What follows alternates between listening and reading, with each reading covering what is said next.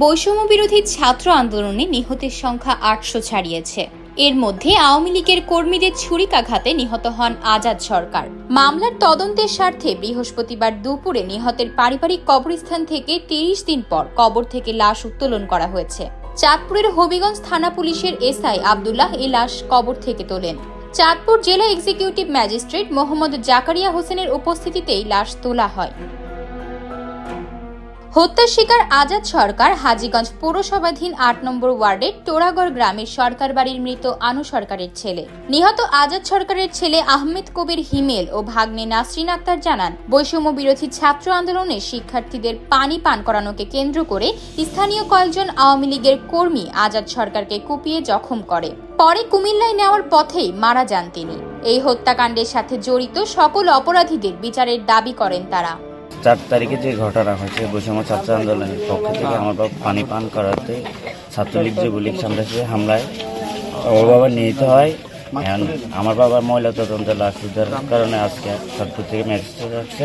আর তাদের সবাই আইন আয়ত্ত হোক, দ্রুত আইনের প্রতি আমার একটা সম্মান, দ্রুত তাদের অ্যারেস্টের দাবি জানাচ্ছি। ওনারা যেভাবে হত্যাকাণ্ড করছে, ওনার হাতে যে কোপটা লাগছে, ওনার থুতনিতে যে কোপটা লাগছে, ওনার বয়স হিসেব করে ওনার অতিরিক্ত রক্তক্ষরণের কারণে আমি প্রথম থেকে কুমিল্লা পর্যন্ত যা দেখছি, তারপর ওনাকে ওইখান থেকে আমরা মৃত অবস্থায় নিয়ে আসি। কিন্তু এরপরে অনেকে বলতেছে যে আমরা ইন্ডিয়া পাচার করে দিছি, আমাদের মামা মরে নাই, আমরা লুকোচুরি করতেছি বিভিন্নভাবে মানুষকে হ্যারাস করার জন্য, মানুষকে হয়রানি করার জন্য।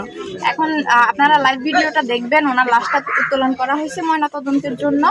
আর এই ময়নাতদন্তের পরে আমরা দেশের রাষ্ট্রপ্রধানের কাছে আমরা এটা সুষ্ঠু বিচার চাই, আমরা তাদের ফাঁসি চাই।